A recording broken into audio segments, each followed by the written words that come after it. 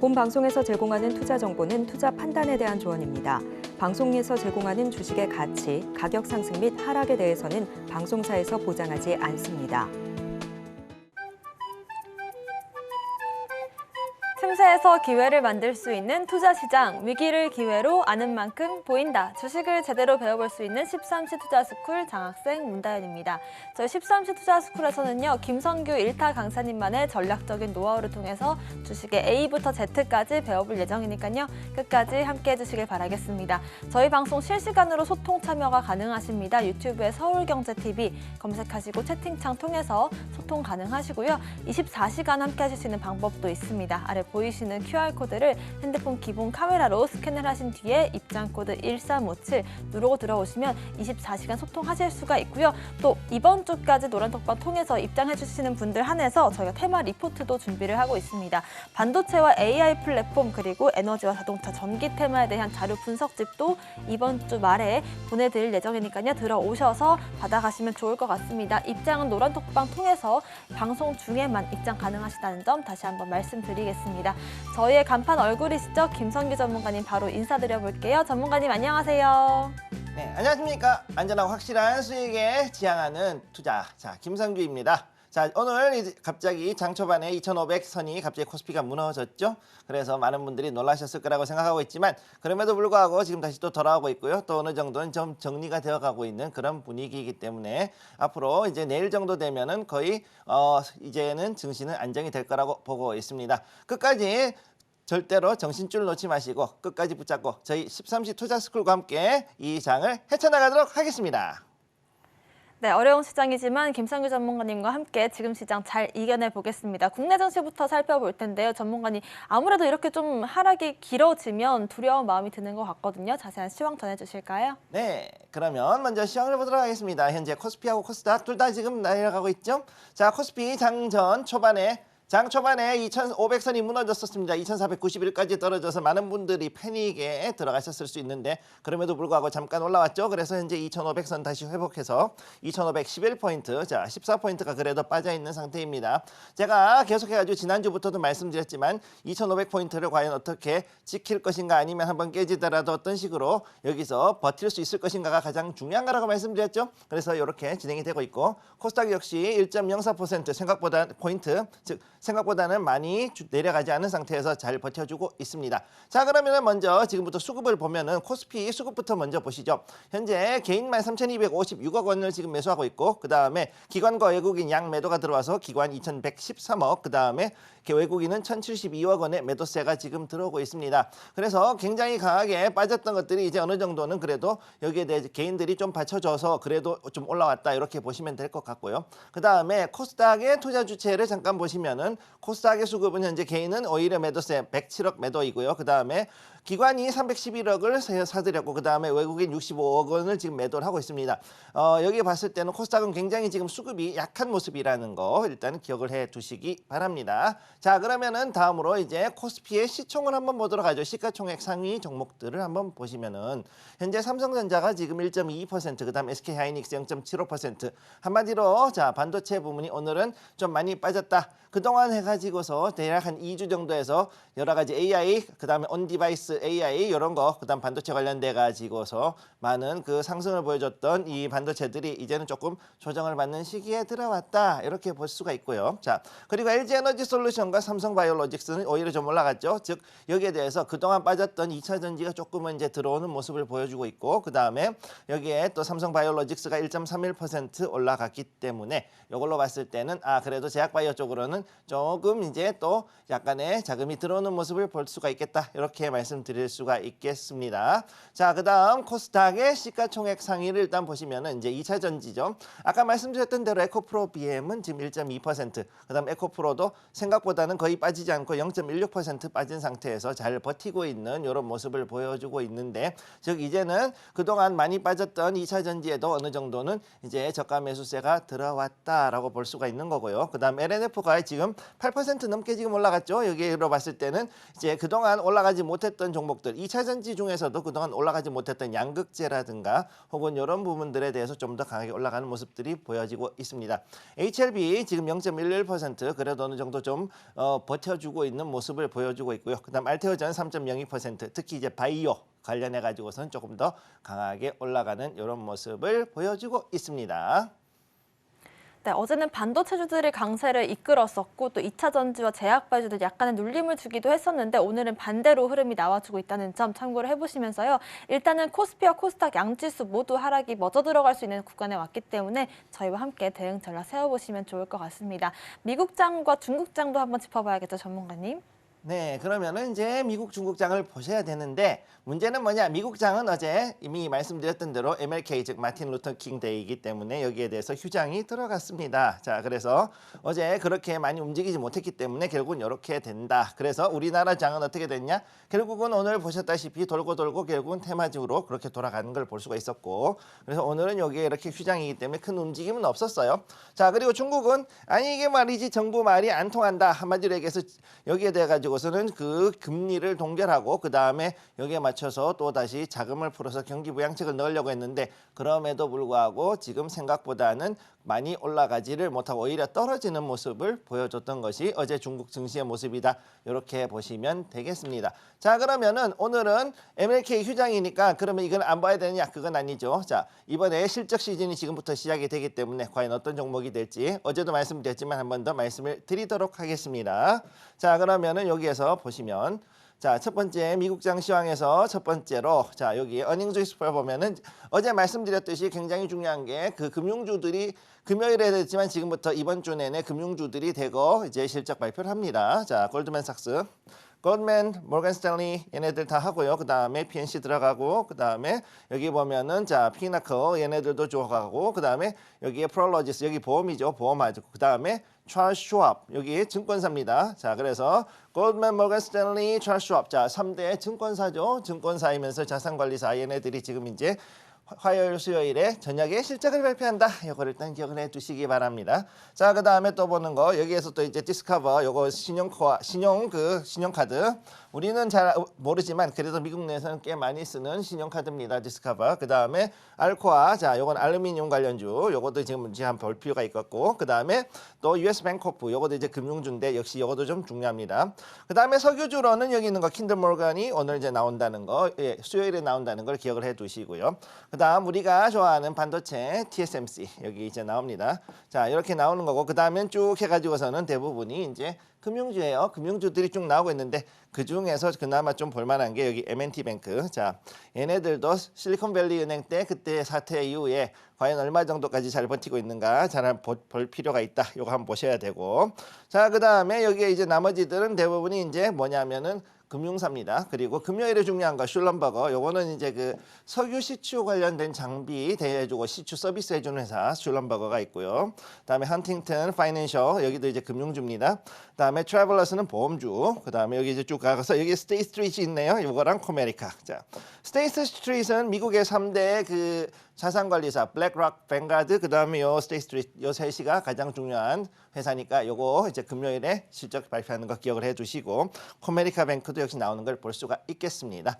자, 그럼 다음으로 가서 자 여기에 간단하게 자 요거는 이제 개인들 미국의 개인들 레딧에서 이제 월스트리트 벳이라는 애들이 이제 하는 거죠. 거기서 하는 건데 재밌는 거죠. 자.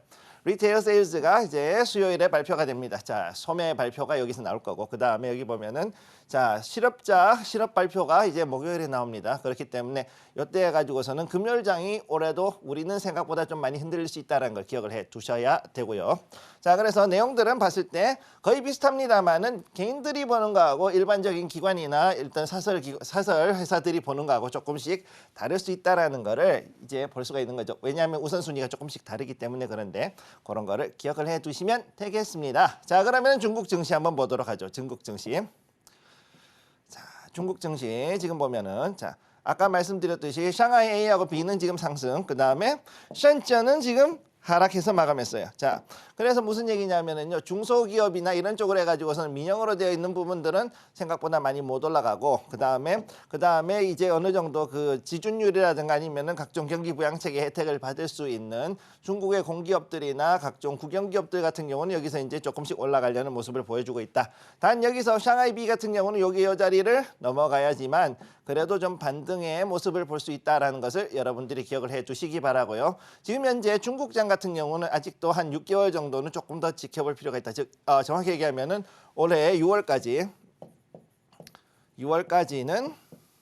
좀 지켜보자. 자, 6월까지는 지켜보자라는 걸 여러분들께 권해드리겠습니다. 네, 미국 같은 경우는 이번 주에 중요한 그런 실적 발표들이 있죠. TSMC라든지 아니면 모건 스탠리 같은 금융사나 카드사들의 실적 발표를 앞두고 있기 때문에 변동성 체크를 해보시길 바라겠고요. 중국 증시 같은 경우는 6월까지 조금 더 지켜보자라는 말씀 남겨주셨습니다. 앞으로의 시황 분석과 함께 섹터들에 대한 분석도 받아보실 수 있는 방법 안내를 해드리겠습니다. 저희가 2024년 유망 섹터로 에너지와 자동차, 전기 테마 그리고 반도체와 AI 플랫폼 테마에 대한 자료 분석집을 준비를 했고요. 받아보실 수 있는 방법은 노란톡방 통해서 가능하십니다. 아래 보이시는 QR코드를 핸드폰 기본 카메라로 스캔을 하시면 되고요. 링크를 클릭하신 뒤에 입장코드 1357누로 들어오시면 받아보실 수 있습니다. QR코드 같은 경우는 방송 중에만 저희가 보여드리고 있기 때문에 방송 중에만 입장 가능하시다는 점 말씀을 드리고요. 다시 한번 참여 방법 안내해 드리겠습니다.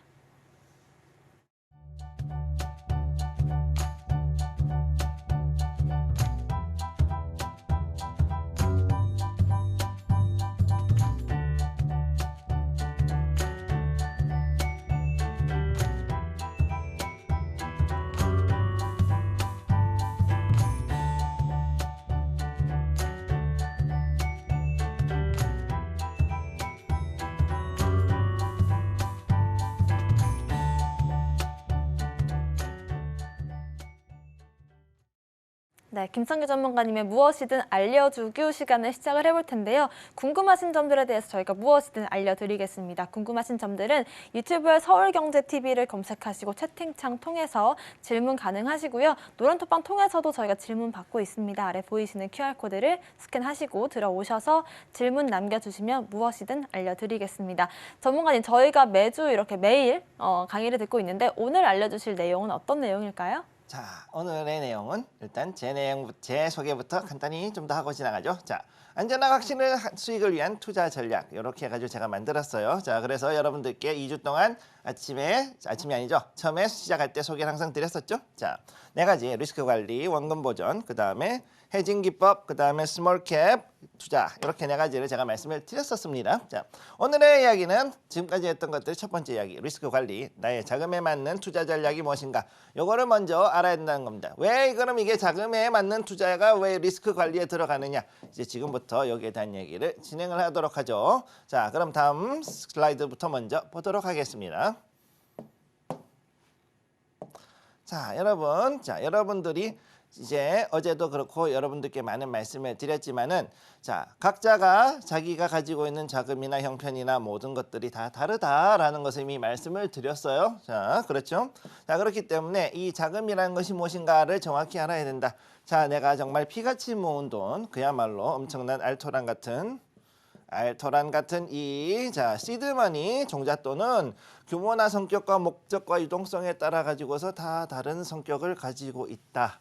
자, 이렇게 볼 수가 있는 거죠. 쉽게 얘기해서 우리가 투자를 할 만하다라고 생각했던 내 기준에는 엄청나게 귀하고 큰 돈, 남이 볼 때는 어떨지 모르겠지만 그것은 규모와 성격과 목적과 유동성에 따라서 달라질 수밖에 없다는 겁니다. 자, 중요한 거, 자, 규모에서 봤을 때 대형, 중형, 소형. 자, 어제 말씀드렸듯이 소형은 대부분의 2930이라든가 혹은 서민들께서 아주 열심히 노력하고 그 다음에 정말 온갖 고생을 다해가면서 모았던 돈들, 최소한 500에서 1000만 원대. 자, 1000만 원대 이 정도의 자금이 보통 소형으로 들어간다고 말씀을 드렸었어요. 자, 그 다음에 대형은 어떻게 되느냐? 보통 3억에서 5억 혹은 그 이상일 경우에 보통 이제 대형 투자를 위한 자금이라고 말씀드렸고, 그 다음에 제가 추구하는 거는 뭐냐면은, 자, 1000에서부터 해서 5천만 원까지.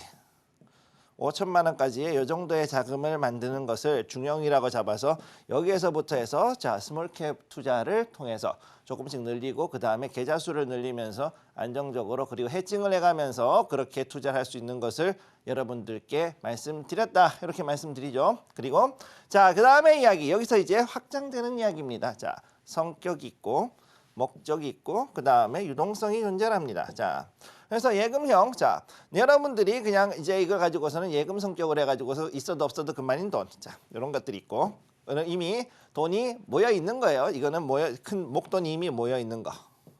그럼 적립형은 뭐냐? 내가 매달 적금을 들어가지고 따박따박 아무튼 어떻게든 고생을 해가면서 아끼고 아껴서 모으는 게 적립형 이렇게 되는 거죠. 자, 그 다음에 뭐가 있느냐? 투자형. 자, 그러면은 여기에서 이렇게 해가지고서 예금성이라든가 이 적립성 같은 경우는 어쨌든 들고 있는 돈인데 이 예금성 돈이 자 여기서 목돈이 이제 투자하기 위해서 들어가면 이때는 이제 이게 투자형 자금으로 변합니다. 네. 그래서 예금성 자금에서 보통 투자형으로 돌아간다. 요거를 기억을 해 두시고요. 자, 그다음에 다음 사모형. 내가 그래도 돈이 있어 가지고서는 자, 이거를 가지고서는 다른 사람들하고 계모임이라 보통 그러죠. 서민들 계모임 하듯이 이렇게 아주 돈 모아 가지고 뭘 하는 것들. 이런 것들이 한 것들이 사모형이라는 게 또 있고. 자. 그다음 목적성으로 봤을 때 자, 자산 축적을 위해 가지고서 하는 것이 가장 크다. 당연히 그렇겠죠. 우리는 자산을 축적을 해서 아주 안정적인 그 재정의 안정, 그 다음에 앞으로도 노후에도 그렇고 그 다음에 내 자녀들에게도 어떻게든 손 벌리지 않고 신세 지지 않고 그러면서 독립할 수 있는 그런 부분을 위해서도 자산 축적성 이런 성격의 자금이 있어야 되는 거고 그 다음 보험적으로 들어가는 것들 만약에 어떤 일이 있을 때 사고가 있을 경우 그런 부분을 대비하기 위해서 하는 것들 이런 것들이 들어가는 게 있고 그다음 행사 준비성 자 애들 결혼한다 아니면은 뭐 애들이 갑자기 뭐 어떤 일을 해야 하는데 사업에 돈이 필요하다 아니면은 뭐 이제 전세를 하는데 그런 데 필요하다 이런 것들이 있다 그러면 이것도 이제 행사 준비성이 필요하고 그다음에 가정 목적성이라는 것들이 또 있는데 이게 뭐냐면 행사하고 비슷하지만 이건 일회성인데 비해 가지고 가정 목적이라는 것은 쉽게 얘기해 가지고 상당히 장기적으로 장기적으로 해 가지고서 필요한 돈들 자, 가령 그제 내가 쓰는 전세금이라든가 이런 것들 그런 부분에 대한 것들이 이제 여기에 들어가는 거죠. 그다음에 마지막으로 유동성을 볼 것 같으면요. 현금. 자, 여러분들이 알토랑 같이 모은 각종 예금, 적금과 예금이 여기 들어갑니다. 자, 그다음에 은행 대출금. 잠깐 뭐 일이 필요하거나 사업을 하기 위해 가지고서는 대출을 받았을 경우에 은행 대출금 여기 들어가고 그다음에 미수신용. 이건 증권사에서 받는 거죠. 3일에서 5일, 길게는 9개월까지 돈을 신용으로 해가지고서는 빌리고 이자를 매달 꼬박꼬박 물어주는 거. 그다음 마지막으로 대여금. 내가 남들에게 친구에게 가족에게 아니면 일가 친척에게 돈 빌려가지고 하는 것들 이런 것들이 다 대여금인데 자 이렇게 분류가 되는 겁니다. 자 그러면은 이렇게 해가지고 모두가 즐겁게 투자를 해가지고서 수익을 낼 수 있다면 얼마나 행복하겠습니까만 현실은 전혀 그렇지가 않다는 거죠. 올해 들어와서 지금 현재 나온 것을 봤을 때 2020년도 코로나 락다운 이후에 많은 분들이 공매도가 금지되고 나가지고 엄청나게 많은 개인 투자자들이 들어갔습니다. 주식시장으로. 그리고 증시에서 돈 버는 사람은 2%가 안 된다. 98%는 전부 다 손실을 보거나 깡통을 쳤다라는 어마무시한 그런 통계가 지금 매일경제에서 나왔어요. 오늘. 자 그러면 여기에 대한 이야기를 진행을 해보도록 하죠. 자 그러면은 우리는 그러면은 여기에 있는 것 중에서는 빨간색에 들어있는 거는 자금을 투자하면 안 된다라는 결론이 나온 거죠. 자 여기는 빨간 거. 자 대형, 중형, 소형 이거 아무튼 뭐가 됐든 간에 뭐 이거는 그거랑 상관이 없으니까 뭐 큰 문제는 없지만 어차피 돈은 투자를 해야 되는 거니까 상관은 없지만 성격에서 예금형과 적립형 같은 경우는 우리는 투자에 넣으면 안 된다. 왜? 얘는 어느 정도는 내가 안정성을 가지고 있기 위해서는 가지고 있어야 되고 여기에서 일부를 떼어내서 투자를 간다면 모를까. 이거를 계속해가지고선 통째로 집어넣는 거 아주 위험하다. 둘째 적립형. 적립형은 더 위험하죠. 자 왜? 여기 해가지고서는 예금, 즉 목돈이 모이지 않은 상태에서 목돈을 만들기 위해서 하는 게 적금, 적립인데 이 적립을 가지고서는 계속해가지고서는 이거를 가지고서는 갑자기 중간에 깨고 투자를 한다든가 이렇게 하는 거 자살행위입니다. 절대 하시면 안 됩니다. 이거를 여러분들이 보통 2030 세대들이 보통 여기서 많이 걸립니다. 그래서 요거에 대해서도 여러분들께 말씀드리고 싶고 그다음 그래서 투자형과 사모형은 그래도 가는 거는 문제가 없다. 자, 그다음 자산 축적성을 위해 가지고 쓰는 그런 목적이라면 상관이 없지만은 여기 있는 거 가정에 의해서 쓰는 것들 그리고 내가 내 미래를 위해서 준비하는 것들 혹은 내 가정과 자녀를 위해 준비하는 것들은 절대 건드리시면 안 됩니다. 그래서 보험성 자금 안 되고 행사 준비성 애들 그래가지고 아파트 해줘야 되는데 등록금인데 아니면은 뭐 자동차 뭐 하는 거 아니면은 뭐 애들 집 하나 만들어 주려 그러는 건데 그런 돈 같은 거 안 되는 거고요. 그 다음에 이거 가정 목적성 내가 해가지고서는 그래도 집이 있어서 아니면은 빌딩이 있거나 해가지고서는 이거에 대해 가지고서 보증금 받거나 아니면은 그 전세를 받았던 것이 그것들을 가지고서는 했다가 지금 큰 손실 보신 분들 되게 많습니다. 지금 의외로. 그러니까 이런 거 쓰면 안 된다는 거예요. 마지막으로 이제 유동성에서 봤을 때 여러분들은 일단은 지금 현재로서는 초보자인 경우는 무조건 현금으로만 가셔야 되고 이걸 가지고서 어떻게든 자 규모를 저기 있는 자금 규모를 늘리는 게 제일 중요합니다. 그다음 현금 은행 대출금 이거는 굉장히 아사무사예요. 제가 왜 노란색으로 했느냐 이게 어떻게 하다 보니까는 해가지고서는 일부를 가지고 하는 것이 과연 옳은 것이냐 아니면은 아예 처음부터 주식 투자를 목적으로 해서 은행 대출해야 되느냐 이게 되게 애매하거든요. 자 은행 대출금이라는 것은 그래서 여기에 대해서는 하더라도 굉장히 주의를 해야 되는데 사실은 저는 빨간색에 넣고 싶은데 일부 전업 투자자들 같은 경우는 은행 대출을 가지고 하시는 경우가 있어요. 그렇기 때문에 이거는 상당히 회색지대 즉 노란색이라고 말씀드리고 싶고 그 다음에 미수신용과 대여금 자 이거 특히나 대여금 남한테 돈 빌려가지고 친구한테 돈 빌리고 가족한테 돈 빌리고 친척한테 돈 빌려가지고서는 온 집안 풍지박산 나는 거 이거 절대 하면 안 된다는 거 여러분 기억해 두시고 미수신용 역시도 여러분들이 잘못하면은 엄청난 손실을 볼 수 있다는 것을 기억을 해 두시고 여기 있는 빨간색에 있는 자금들 요것들은 건드리지 마실 것을 추천드리겠습니다. 네, 일단은 안전한 매매를 위해서 우리가 지켜야 될 원칙들을 잡아본 것 같은데요. 전문가님, 그렇다면 행사 준비성이라든지 뭐 당연히 우리가 뭐 신용 미수를 쓰면 위험하다라는 건 알지만 뭐 가정 목적성의 돈들은 좀 크게 만들고 싶잖아요. 네. 그럼에도 안 된다라고 보시는 거죠? 네, 그렇죠. 네. 왜냐하면 바로 그 부분이 되게 중요한 건데 이 대부분의 그 손실을 보시는 큰 분들이 바로 그 아파트에 이제 들어가려고 했던 자금이나 혹은 뭐 전세 자금이나 아니면은 결혼 준비 자금 네. 아니면 뭐 애들 뭐 등록금 하기 위해서 모아놨던 자금들 네. 이런 것들이 가끔 들어갔다가 거기서 사고가 나는 경우가 너무 많거든요. 실제로도 다른 데 상담하시는 분들을 보면은 그런 경우가 너무 많기 때문에 이거는 가능하면 하지 마실 것을 저희는 권해드리고 있습니다. 네, 일단 무엇보다 돈을 버는 것도 중요하지만 돈을 지키는 것도 중요하다라는 말씀인 것 같네요. 네, 그렇습니다. 네, 좋습니다. 이렇게 알아보규 이렇게 시간을 했고요.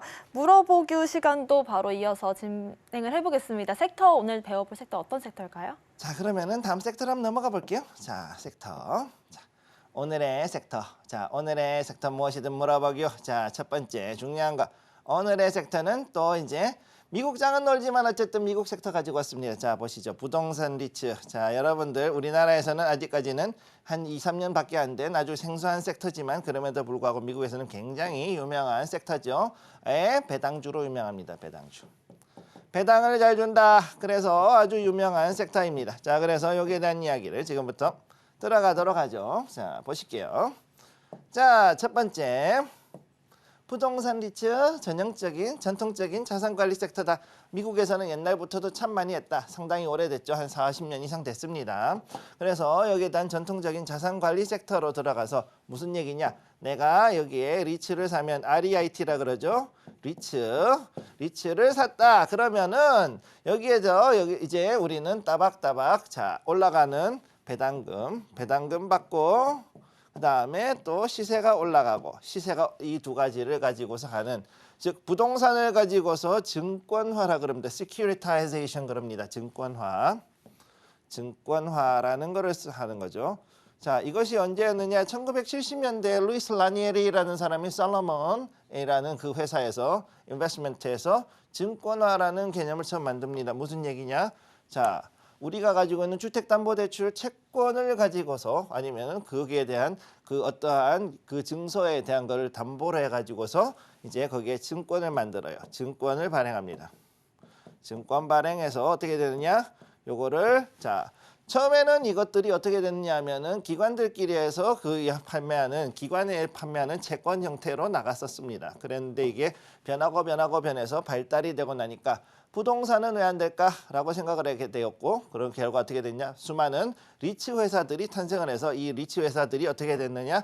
그들이 가지고 있는 주거용, 산업용, 그다음에 상업용 부동산들에 대해 가지고서 이렇게 증권화를 시킵니다. 자, 그러면은 여러분들이 가지고 있는 빌딩이나 이런 것들이 단순하게 그냥 남한테 임대 주고 가지고서는 받는 세금도 받는 그러한 여기에 대한 이익도 나오지만은 거기에다 플러스 알파를 해가지고선 이런 리츠가 그만큼 또 이익이 되면은 얘는 또 이제 예거대로 이 증권이 올라가는 효과가 있겠죠. 그러면은 이렇게 해가지고서는 어떻게 되느냐? 배당을 줘야 되는데 우리나라 같은 경우 배당 리츠 배당은 90%까지 줍니다. 90%까지는 그 수익에서 이익을 쉽게 얘기해서 각자에게 세를 받으면은 그 세를 받은 돈의 90%는 배당을 주게 돼 있습니다. 그래서 여기 보면은 여기 이런 것들에 대해 주거, 상업, 산업, 특수부동산으로 해가지고 미국은 4가지로 분류가 되어 있고 민간 부동산 업체는 이런 걸 가지고서는 이제 앞으로 여기에 이제 조각 투자를 한마디로 한 거죠. 자, 그래서 여기에 바로 이 증권화를 통해 가지고서 조각 투자를 하는 것들이 바로 이제 미국의 부동산 리츠인데 중요한 거는 얘네들이 연간 주는 것도 있지만은 분기로 주는 것도 있고 심지어는 월배당을 주는 심지어는 월배당까지 주는 리츠가 있다 보니까 이런 리츠에는 굉장히 많은 종목들이 몰리게 된다라는 거를 여러분들이 아셔야 되겠습니다. 자, 그 다음으로 넘어가죠. 자, 그런데 이게 왜 문제가 됐느냐? 다른 게 아니라 이 코로나가 원흉이죠. 네, 2020년도에 자 코로나 사태, 코로나 락다운이 터지면서 쇠락의 기운으로 들어갔는데 자 주거용은 그나마 나왔어요. 자 주거용 부동산 리츠, 주거용 리츠는 그나마 조금 살았어요. 그나마. 그랬는데 뭐가 문제가 됐냐? 상업용 부동산들이 문제가 됐죠. 왜? 락다운이 되고 나니까 전부 다 재택근무라고. 재택근무를 했다. 재택근무라고 나니 어떻게 되느냐? 자, 새가 안 나가네. 사무실이 새가 안 나가니까 어떻게 되느냐? 상업부동산들이 그때부터 대거 이제 주가가 시기에서 리츠의 가격이 쭉쭉 빠지기 시작합니다. 상업부동산은 여기서 대타격을 받았고요.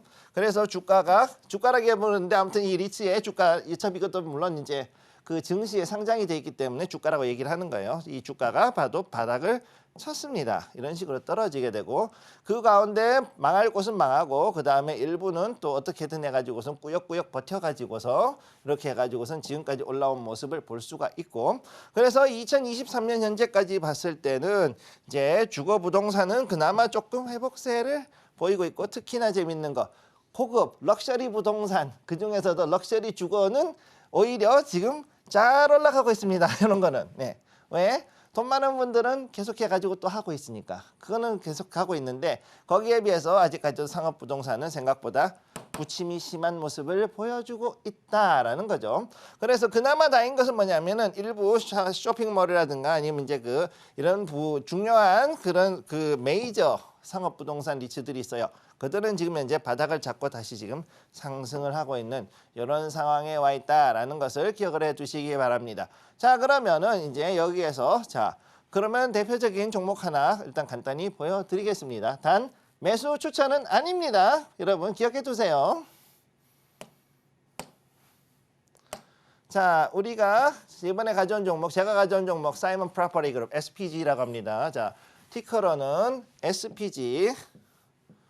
자, SPC 그룹 아닙니다. SPG입니다. 자, 사이먼 프로퍼티 어디서 많이 들어봤죠? 네. 우리 신세계가 이제 이 사이먼하고 같이 해가지고서는 파주부터 시작해가지고 여주에 있는 여러 가지 프리미엄 아울렛. 자, 프리미엄 아울렛. 자, 있죠? 네. 요거를 우리나라에서 하고 있습니다. 자, 사실 사이먼 프로퍼티 SPG 같은 경우는 미국에서 가장 큰 그 쇼핑몰 전문 개발, 그 다음에 쇼핑몰을 해가지고서는 운영을 해서 돈을 버는 회사라고 보시면 되고요.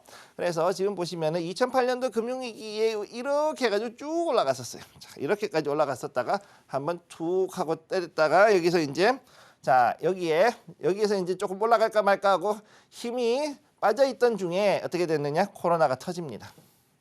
코로나가 터져서 여기서 박살이 나죠. 네. 이 상황에서 이 충격파로 인해 가지고 상업부동산 섹터가 거의 괴멸적인 타격을 입습니다. 여기서 상업은 괴멸적 타격을 입습니다. 괴멸적 타격. 자, 개멸적 타격 어느 정도냐? 자, 이 꼭대기 229불 갔던 게 제일 바닥 여기까지. 자, 30불까지 거의 7분의 80% 이상이 빠졌으니까 말 다 한 거죠. 자, 여기서 이렇게 수직으로 떨어지는 거 보셨으면은 여러분들이 보셨을 때 미국의 주식이라는 것이 추세 잘못하거나 아니면은 어떤 부분에서 리스크가 나왔다 그러면은 그야말로 한 번에 큰일 날 수 있다는 것을 여러분들이 아실 겁니다. 자, 그러고 난 다음에 여기서 반등이 들어왔죠. 초반에 여기에서 꾸역꾸역 버텼어요. 어떻게 버텼느냐? 장사가 안 되는 몰들을 다 팔았습니다. 매각하고 그 매각 대금을 가지고 어떻게 했느냐? 배당을 줬죠.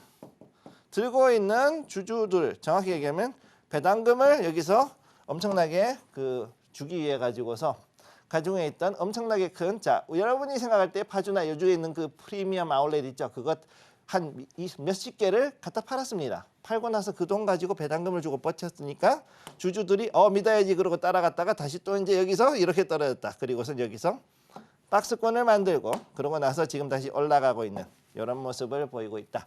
자, 그래서 프리미엄 아울렛뿐만이 아니라 이제 빌딩이라든가 자, 일반 오피스 이쪽에 있는 상업 부동산들은 지금 이제 여전히 아직까지 이렇게까지 회복이 되지 못하고 있고요. 여기에서 다시 또 다른 형태를 해가지고서는 진화한다. 진화해가지고 또 다른 형태의 섹터를 만들어서 또 다른 부동산 리츠로 들어가려고 하고 있다라는 걸 기억해 두시기 바랍니다. 네, 오늘은 미국의 부동산 리츠 관련된 종목에 대한 분석과 함께 유망한 종목들 짚어주셨고요. 자세한 섹터에 대한 분석이 필요하신 분들은 노란톡방 통해서 확인해 보실 수가 있을 것 같습니다. 노란톡방은 방송 중에만 저희가 입장하실 수 있다는 점 말씀을 드리겠고요. 입장하시는 분들 한해서 이번 주까지 들어오시는 모든 분들께 저희가 금요일쯤에 이 섹터 자료집도 나눠드릴 예정입니다. 에너지와 자동차 전기 테마 그리고 반도체와 AI 플랫폼 테마에 대한 자료 유망한 분석 테마와 함께 또 앞으로의 어떤 종목들을 담으면 좋을지에 대한 리포트들도 담겨 있으니까요. 리포트가 궁금하신 분들은 아래 보이시는 QR코드를 스캔하시고 입장코드 1357 누르고 들어오시면 확인해 보실 수가 있을 것 같습니다. 오늘의 물어보규 화면으로 정리해 보겠습니다.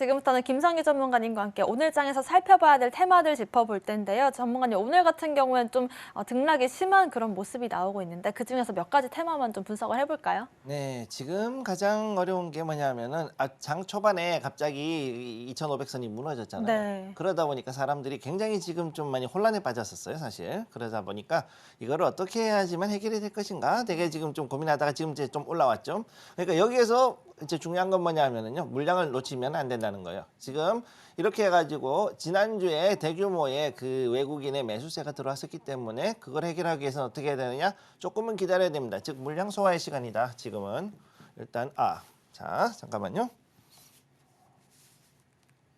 자, 물량 소화의 시간이다. 자, 그렇기 때문에 요거를 기억을 해주셔야 됩니다. 자, 일단은 지금 현재 제가 볼 때는 수요일까지 일단 물량 소화의 시간이 필요하다. 그렇기 때문에 지금의 흔들리는 장에 절대 여러분들이 속으시면 안 된다라는 거 우선 첫 번째 말씀드리고 오늘의 테마 자 보도록 하죠. 2차 전지. 자, 여기에 대해서 그동안 빠졌던 것들이 그제 들어왔어요. 자, 그동안 빠졌던 자금들이 2차 전지를 상당히 이제 많이 들어왔고 아까도 보셨지만 에코프로비행 같은 경우 굉장히 좀 많이 들어왔죠. 그다음에 로봇도 그렇고 그다음에 이 스마트 팩토리 요게 지금 두 개가 좀 비스무리한데 요게 지금 애매합니다. 경계가. 자, 스마트 팩토리를 만들기 위해서 로봇이 끼어야 되거든요, 사실은. 근데 여기에는 뭐가 들어가 있냐? 요거는 로봇도 들어가야 되지만 플러스 5G 6G가 들어가야 돼. 그러다 보니까 얘가 지금 이제 로봇하고 사실은 이제 5G, 6G 장비가 또 여기에 들어갔다. 이렇게 보시는 분들도 있어요. 자, 그러니까 요거를 저는 일단은 결국은 뭐냐면은 융합되어 있는 새로운 테마를 해 가지고서 이런 식으로 바뀌었다라고 저는 일단 그렇게 보고 있습니다. 자, 그리고 또 어떤 게가 있냐? 역시 이제 후티 반군. 자, 후티 애들이 어떻게 됐느냐? 그래도 우리는 미국한테 맞았지만 절대로 투쟁을 멈추지 않겠다. 미국 선적 선박만 계속 자 이제 미국 배만 잡아서 납치하자. 미국 배만 혼내자. 자, 미국 배만 앞으로 때리자. 이렇게 된 거죠. 자, 이렇게 되니까 어떻게 되느냐? 자, 여기에 대해서 다시금 이제 전운이 감돌고 관련해 가지고 해운 관련된 운임도 올라가서 했으니까 해운 관련 종목들도 지금 올라갈 수가 있고 또 거기에다가 어떻게 되느냐? 플러스 알파로 자, 석유. 자, 여기에서 또 이제 석유 관련된 종목.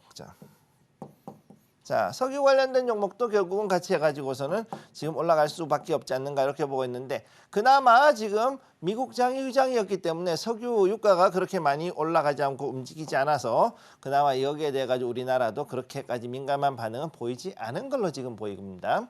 자, 그러니까 여기에 대한 것들을 봤을 때 오늘의 테마로 봤을 때는 역시 2차 전지, 로봇, 그 다음에 스마트 팩토리. 자, 여기서 5G, 6G 요거를 조금 더 보셔야 된다는 거 기억해 주시고 그 다음에 해운 그리고 석유는 갈 것 같은데 생각보다 잘 안 갔다. 이렇게까지 말씀드릴 수 있겠습니다. 네, 2차 전지와 스마트 팩토리 그리고 또 해운주들도 강세를 보이고 있습니다. 2차 전지 같은 경우는 좀 등락이 심한 것 같고 해운주들은 연일 강세를 보이고 있기 때문에 많은 분들께서 좀 관심을 가지실 것 같은데요. 전문가님께서 보시는 이 테마들 중에서 특히 좀 관심 가는 테마가 있으실까요? 일단 지금 우선은 2차 전지 같은 경우는 지금 여기서는 조금 떨어졌는데 제가 지금 관심을 두고 있는 건 일단 로봇 관련주 첫 번째. 자, 첫 번째는 로봇 관련주. 이건 무조건 봐야 돼요. 앞으로 더 올라갈 거예요. 그 다음에 스마트 팩토리. 그 중에서 특히 5, 6G 관련. 요 두 가지가 올라갈 수밖에 없다라고 보고 있습니다. 왜냐? 요거에 대해 가지고 CES 끝나고 나서 우리 삼성의 우리 이재용 회장님이 뭐라 그랬느냐? 자, 요거 앞으로 우리 먹고 살 거리는 이거다라고 이렇게 얘기를 했죠.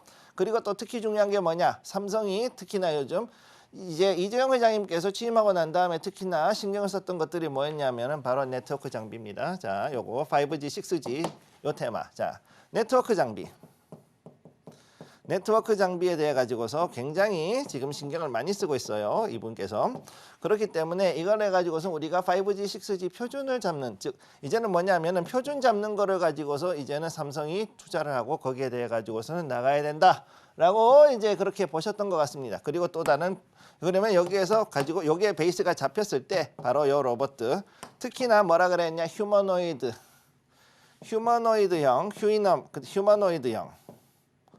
휴머노이드형 요거를 잡아야 된다라고 보셨기 때문에 그러면은 여기에 관련된 로봇 관련주들 특히나 이제 여기에서 카이스트 기반이나 아니면은 이제 보스턴 사이언티픽하고 같이 연결했던 보스턴 저거죠 뭐더라 현대차가 했던 그 회사하고 로보틱스하고 이 두 가지가 기본으로 해가지고서는 앞으로 좀 더 많은 발전을 할 수밖에 없는 상황에 와 있다. 그래서 2024년이 됐을 때는 지금 현재 AI 플랫폼, 특히 AI에서 특히 이제 네트워크 장비, 그 다음에 이제 휴머노이드형 로봇 이쪽에 대해서도 역시 관심을 가져야 되는 그런 상황에 왔다. 이렇게 보시면 되겠습니다. 네. 자, 그러면은 이제 여기까지 일단 말씀을 드렸고요. 오늘 종목을 잠깐 보면은 자, 인탑스, 그다음에 SH 에너지, 그다음 에너지와 그다음에 에브리봇 이렇게 해 가지고서 제가 지금 세 가지 종목이 상당히 좀 강하게 나왔던 걸 볼 수가 있는데요. 자, 그럼 지금부터 요거에 대해서 차트를 한번 보도록 하겠습니다. 자, 첫 번째 우선 우리 인탑스부터 보도록 하죠. 인탑스 여기에 이제 바로 대표적인 로봇 종목인데 로봇 테마주로 해가지고서는 소식이 나오면서 상한가 최근 들어가지고 로봇 테마주들은 굉장히 지금 강하게 올라가고 있고 상한가를 찍는 종목들이 많이 나옵니다. 얘 같은 경우는 어떻게 됐냐? 아예 그냥 이렇게 가지고서는 한참 올라가가지고서는 여기서 갭 띄웠죠. 갭 띄우고서는 상한가를 만들었던 이런 종목입니다. 자, 그렇기 때문에 이게 어떤 특징이 있느냐? 로봇 테마들이 요즘 들어서 장 초반에 강한 급등이 나옵니다. 장 초반 급등들이 나옵니다. 자, 그렇기 때문에 요거를 가지고서는 들어가시는 분들이 있는데 여기에 들어갈 때는 항상 뭐를 봐야 되느냐? 항상 매물대 잘 보시고 여기에 대해서는 매물대 체크 잘 하시고 그러고 들어가실 것을 권합니다. 자, 왜냐하면은요 지금 여기선 비록 이런 식으로 해가지고서는 매집 즉 세력들의 혹은 이제 여기에 대해서 어느 정도 가지고 있는 이런 거래량들이 이제 나오고 있지만은 여기 같은 경우 이렇게 해가지고서 갑작스럽게 이렇게 거래량이 나왔거든요. 이 부분. 자, 그러니까 자 여기서 여기까지 해가지고서는 그냥 쭉 내려갔단 말이죠. 여기까지. 자, 그러면 이런 식으로 해서 갑작스럽게 이렇게 나왔다 하면은 이렇게 갑작스럽게 거래량이 늘면서 올라갔다 그러면은 이게 단기성이 될지 앞으로 좀 더 올라갈 수 있을지 잘 봐야 되는 겁니다. 자, 그래서 이 부분을 여러분 잘 지켜보시고요. 자, 그 다음 종목. 자, 그 다음 두 번째 종목 SH에너지화학. 여기도 이제 심해 히토류 관련해서 이거는 이제 주로 2차 전지 관련된 거죠. 심해 히토류. 그리고 이제 또 반도체도 역시 연결이 되어 있는데 히토류 개발에 대한 소식에 여기에 관련 테마로 엮였습니다. 그래서 급등을 했고 자, 그 결과 23.38%까지 아침에 떠오르는 모습을 볼 수가 있었습니다. 자, 그래서 여기 보면은 최근 들어 가지고서 작년 10월부터 해 가지고서는 상당히 많은 그 거래 움직임들이 지금 보이고 있었고 특히나 오늘 같은 경우 이렇게 해 가지고 상당히 갭을 띄우고서 위아래로 굉장히 변동성이 큰 모습을 보여줬어요. 여기 보면은 위아래로 이렇게 자, 가시가 이렇게 나와 있죠. 네, 그러니까 어떻게 되어 있냐? 변동성이 상당히 큰 종목이다. 자, 그렇기 때문에 이런 종목들 같은 경우에는 물론 들어가면은 제가 봤을 때는 오히려 힘들 수가 있습니다. 자, 특히나 이것들에 대해 가지고서 올라간다 그러면 물론 여기까지 올 수는 있겠지만 제가 봤을 때는 이미 어느 정도 다 올라온 종목이니까 이런 종목들에 너무 들어가 가지고서는 매수를 하시다가 여기서 물려가지고 손실 보시면 안 된다. 저는 일단 그렇게 말씀을 드릴 거고요. 그다음 마지막으로 세 번째 종목 한번 보도록 하겠습니다. 자, 세 번째 종목. 자, 세 번째 종목은 요거 에브리 보세요. 역시 로봇 관련주인데 로봇 테마주들 지금 굉장히 많이 나오죠. 휴림 로봇, 그다음에 뭐 여러 가지 이제 하여줘서 나오고 있는데 이 로봇 테마들이 계속해가지고 급등을 하고 있고 그래서 이것도 역시 24.41% 장 초반에 튀어 올랐습니다. 자, 그래서 아까 나왔던 처음에 나왔던 종목하고 봤을 때는 여기는 그래도 어느 정도 좀 받쳐주고서는 올라가는 모습을 보여주고 있는 반면에 아까 같이 그렇게 갭 상승해가지고 위에서 변동이 심한 종목들 그런 것 같은 경우에는 힘들죠. 그러니까 여기에서 봤을 때는 이제 여러분들이 들어가실 때는 반드시 그래서 정배열 초입이라든가 아니면 이런 기본적인 것들을 어느 정도 받쳐주는 즉 지금같이 어려울 때일수록 오히려 정석적인 접근을 통해서 정석적 접근을 통해서 자.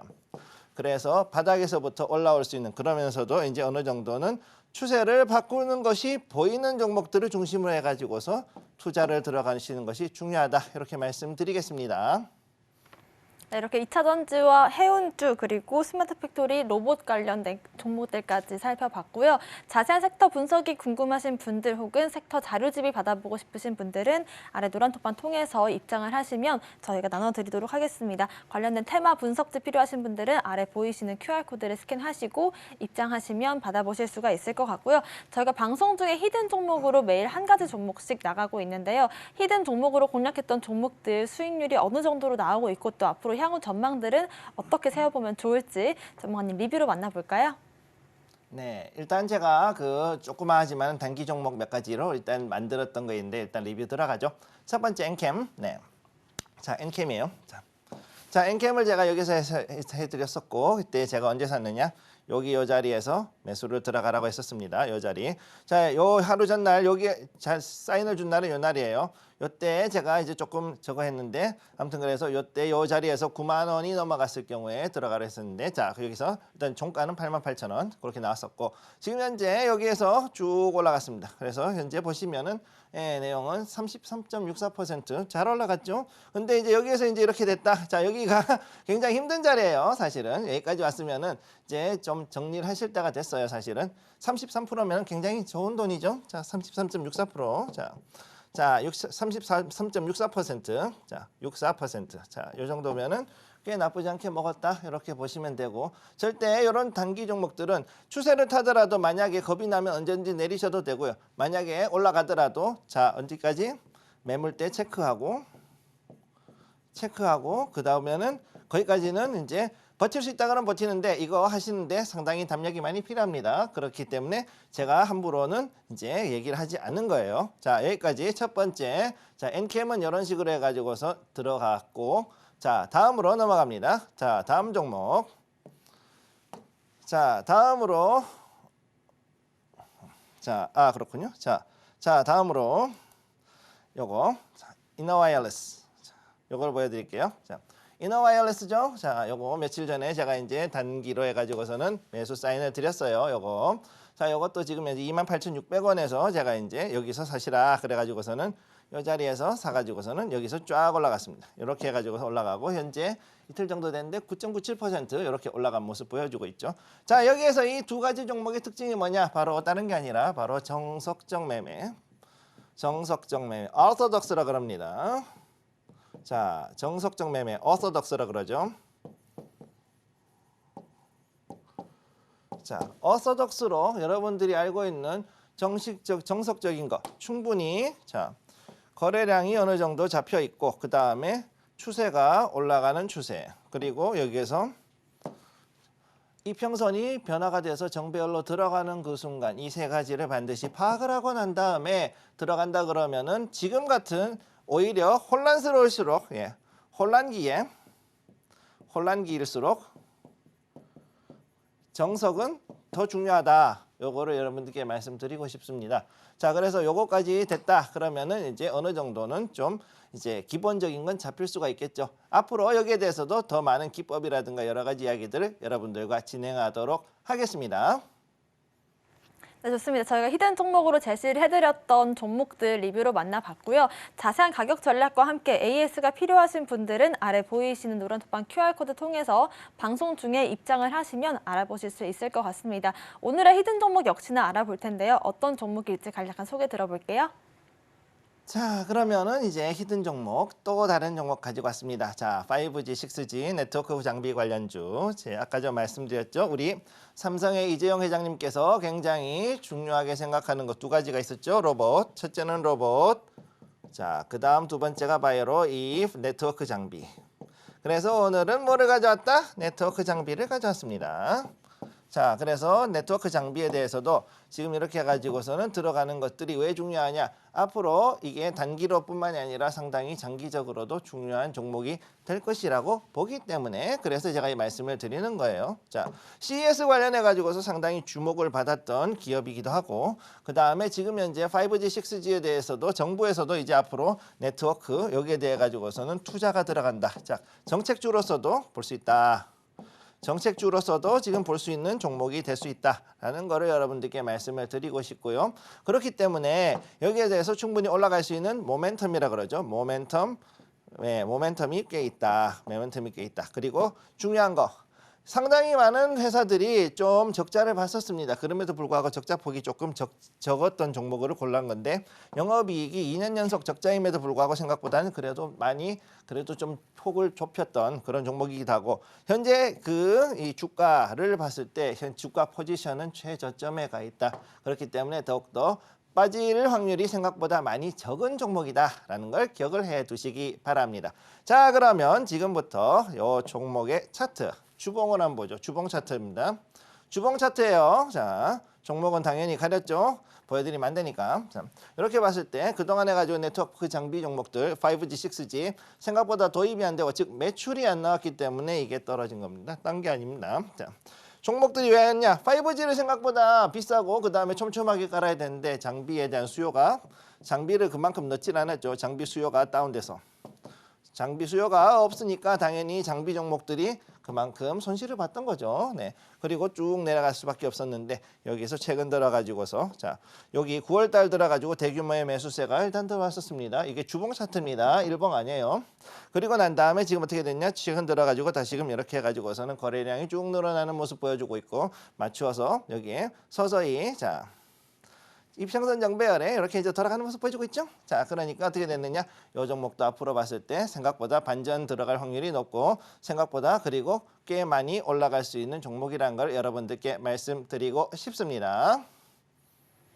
네, 그동안은 6G 업종들 자체가 굉장히 시장에 소외가 됐었는데 이재용 회장의 이런 발언으로 인해서 앞으로의 향후 전망이 좀 더 핑크빛으로 그려지고 있는 것 같습니다. 관련해서 오늘의 히든 종목, 자세한 종목명과 가격 전략이 궁금하신 분들은요. 아래 보이시는 노란 톡방 QR코드 통해서 확인하실 수가 있을 것 같습니다. 방송 중에만 저희가 QR코드를 보여드리고 있기 때문에 방송이 끝나면 입장하실 수 없다는 점 다시 한번 강조를 드리겠고요. QR코드를 핸드폰 기본 카메라로 스캔을 하신 뒤에 노란색 영어 링크를 클릭하시고 입장 코드 1357 홀수 4글자를 누르고 들어오시면 히든 종목의 종목명과 자세한 가격 전략 함께 세워보실 수가 있을 것 같습니다. 오늘의 히든 종목 다시 한번 화면으로 만나보겠습니다.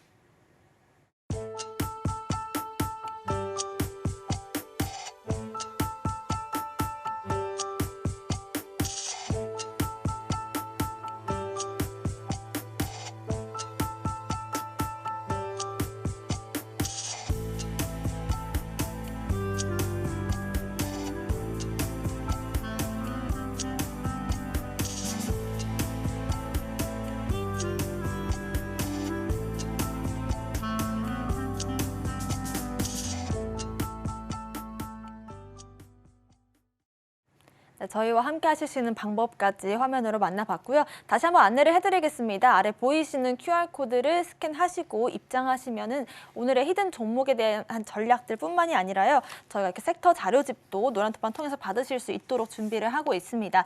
에너지와 전기차 테마부터 반도체와 AI 테마까지 저희가 자료를 준비를 했으니까요. 방송 중에만 입장하셔서 이번 주까지 들어오시는 모든 분들께 나눠드릴 예정입니다. 아래 보이시는 QR코드를 스캔하시고 입장코드 1357 누르고 들어오시면 받아보실 수가 있을 것 같습니다. 오늘의 핵심 내용 화면으로 정리해 보겠습니다. 13시 투자스쿨 오늘의 핵심 정리입니다. 오늘 장에서는 리츠 섹터 알아봤고요. 2차 전지와 로봇주들, 스마트 팩토리, 해운주들 주목해 보겠습니다.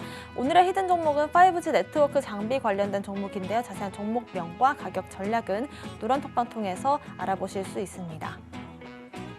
저희가 방송 중에 드리는 정보는 전문가님의 조언일 뿐입니다. 참고만 하시길 바라겠고요. 서울경제TV와 서울경제신문을 사칭한 피해도 조심하시길 바라겠습니다. 오늘 저희가 준비한 소식은 여기까지입니다. 시청자 여러분 고맙습니다.